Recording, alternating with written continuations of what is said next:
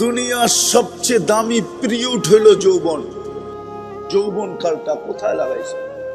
ভালো মতে বোঝো, কাজে দিবে। যদি বুঝলা আর আজকে প্রস্তুতি নিয়ত করতে পারলা, প্রস্তুতি নিতে পারলা, রব্বে কাবার কসম, আজকে যদি প্রস্তুতি নিয়ত করলাম আর প্রস্তুতি নিতে শুরু করলাম, তাইলে গন্তব্যে পৌঁছতে পারবো। আর নাইলে বড় আফসোস করতে হবে। আল্লাহর রসুল আফসোস করে গেছেন, মিসকিনুন ফাখুর। আমার ওই উম্মত যাদের জান্নাত অনেক কাছে ছিল, ইচ্ছা করলেই জান্নাত নিতে পারত, শুধু হাত বাড়াইলেই জান্নাত মিলত। আফসোস, ওরা জান্নাত নিতে পারলো না।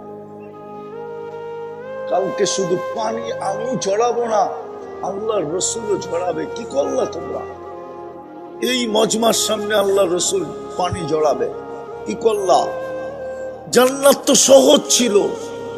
কসম খোদার, এই মজমার জন্য জান্নাত সহজ, কোনো কঠিন না। এই উম্মতের জন্যই জান্নাত সহজ। জান্নাত বানাইছেন এই উম্মতের জন্য, নাইলে 80 কাতার একজনকে দিবেন কেন?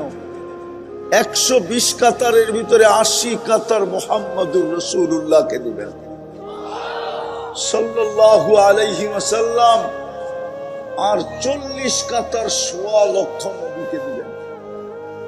বোঝা গেল এই উম্মতের জন্যই জান্নাত বানাইছেন, নাইলে মনে হয় জান্নাত বানাইতেন না। এই উম্মতকে যদি জান্নাতই না দিবেন, এই উম্মতের জান্নাতটাই শুধু কুদরতি হাত দিয়া বানাইছেন, আর কোন উম্মতের জান্নাত কুদরতি হাত দিয়া বানান নাই। আমাদের জান্নাতটা আল্লাহ কুদরতি হাত দিয়া বানাইছেন।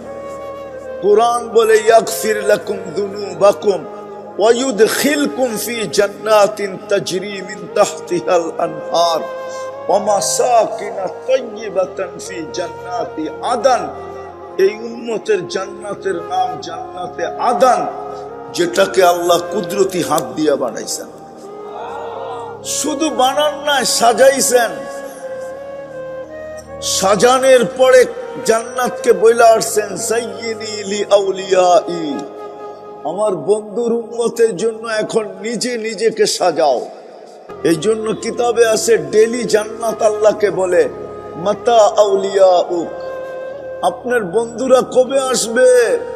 ফল তো পাকতে পাকতে পড়ার উপক্রম হয়ে গেছে। জান্নাতের হুরেরা বলবে, আমগো যৌবন ফাটতে শুরু করছে, ফাটতে, ফাটু ফাটু। বোঝেন? আপনারা বুঝবেন না, ওই যুবকরা বসতেছে। ফাটা ফাটা কাকে কয়?